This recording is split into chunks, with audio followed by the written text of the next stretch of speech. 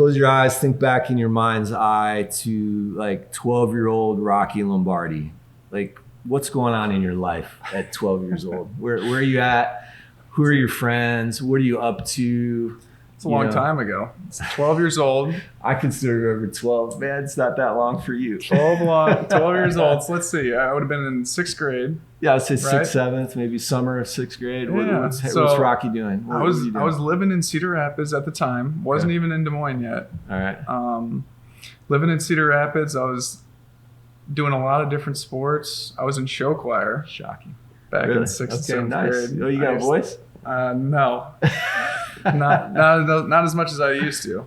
You know, I was like Justin Bieber, like when he went through puberty and had that dry spell. But it never came back. But no, I would say hanging out with my friends a little bit. I spent a lot of time with my dad. He was the head football coach at the high school, so I spent a lot of time with him. Yep. Now your grandfather was a football coach too, right? Yeah, he was a football coach around this area, southwest suburbs, all over. Okay. So nice. he's been around. But yeah, I spent a lot of time with him, doing a lot of different sports. I remember I started around that time. Actually, I started lifting weights, and I would do the conditioning program with the high school. And as I got older, I moved up. You know, we had a conditioning program where we'd run like, you know, so many 40s and then a 400, and we built up to a mile, right? Mm-hmm. And when I started in 6th grade, I remember I was with the linemen, right? The slow guys. Like 7th grade, I moved up to the combos. So 7th grade, I moved up to the you know, not slow or fast group. I moved to the middle group. And so it was just it was a fun experience for me. I definitely had a different childhood than a lot of other kids, and it was a lot of work, but I definitely I appreciate all the things that I've been through for sure. Yeah, nice. I would imagine that you're the kind of kid that, like, the first time you picked up a baseball, like, you could probably throw it farther than anybody else could. If you picked up a bat, you probably could hit it further than anybody. You know, I would imagine that if you chose to be a bowler, you know, for your career, that you probably would have been a really good bowler.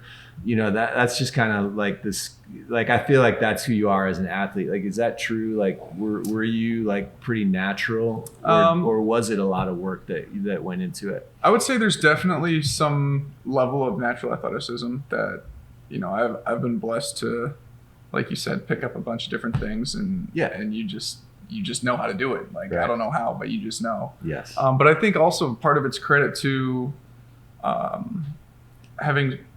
having done so many sports growing up, right? Yep. Like, I started off with soccer, I think, and I wrestled, and I played basketball, and I played baseball, and I played football, and I golfed. So I did so many different types of things, right? Or even like show choir, like dancing, right? Yeah. Different. It's like all these different experiences, and you can just pull from them. Like, I remember I was going, you know, when I was at Michigan State, all my buddies, it's like a winter state, right? They all know how to ice skate, ski, snowboard, whatever. So I go with them for the first time, and I'm skiing, and I pick it up pretty quick, and then we go back the next day, and I'm like, I want to learn how to snowboard. You know, I've done okay skiing, and they're like, no, like, don't go snowboarding, dude. We're gonna have to wait for you all day. It's gonna be, you know, whatever. It's gonna be trouble. Yeah. And broken wrist. Yeah, exactly. So I put on the snowboard, and, you know, I'm going down the kiddie hill like 3 times, and I'm like, I'm ready to go. Let's go. And we went down the first hill, and it was nerve-wracking, but I mean, picked it up just like that. You know, I think. And like you said, it's definitely some natural ability. Yeah, you got natural athletic ability. Yeah, I'm not going to deny that it's natural ability, but I think that a lot of it is from how many different things I did growing up, right? How many skill sets I've picked up. Yep. And I think you look at, again, like, great quarterbacks in the NFL, they all play multiple sports growing up. You know, I think it's, you know, it's much easier to find examples of guys that play baseball and play basketball and, you know, all these other things.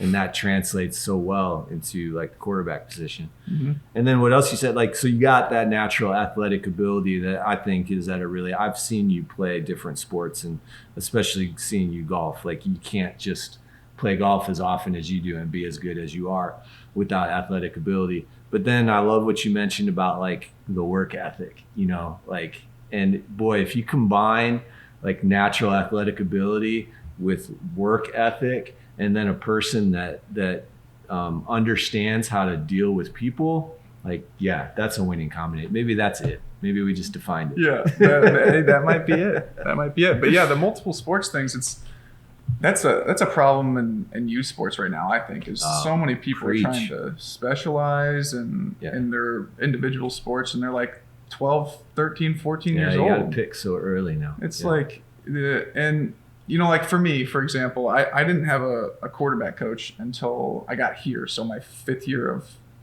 of college. Wow. Which is rare. And don't get me wrong, I'm so much better now that I have a quarterback coach. But I learned so many lessons from not specializing and doing those other sports, and so many skill sets that I've picked up, that people that had a quarterback coach from the time they were 12, they'll never be able to get those skills. Yeah. Because you can't go back in time. Mm-hmm. Yeah. And you only know what you know, right? So if you've been doing the same thing and training the same way your whole life, you know, sure, you might be polished by the time you get there, but think of all the other skills and athletic ability that you missed out on by not playing baseball or playing basketball or wrestling or, you know, doing whatever. Right. Absolutely. Okay, so I know you're a really good wrestler, right? I was all right. I mean, you grew up in Iowa. I mean, you must not have been a very good basketball player if you ended up wrestling. That's how I always looked at wrestlers. So you couldn't make it in basketball and you decided to go wrestling?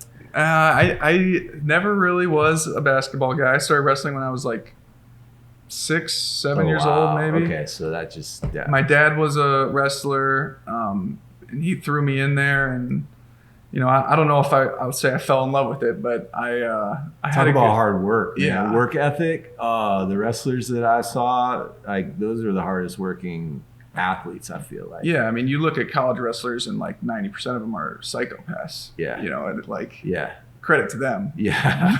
Yeah. But you have to be a different person to be like a college wrestler or even a high school wrestler. Like, you just have to have a different mindset and a different approach to things, because it's so hard. It's just so demanding on your body. Interesting. So how do you feel like wrestling at a high level?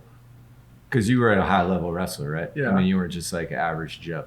So how wrestling at that high level, like, how does that translate, or how has that helped you be a better quarterback? Yeah, I think a couple reasons. I think just wrestling in general helps so much with work ethic, like we touched on, and then just your toughness, right? Physically and mentally.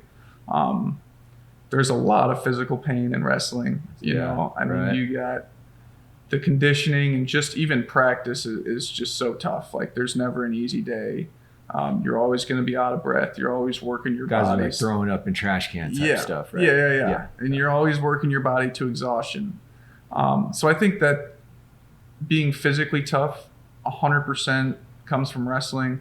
And then the mental toughness side too is powerful, because it's an individual sport. I think wrestling was the only individual sport I've ever done.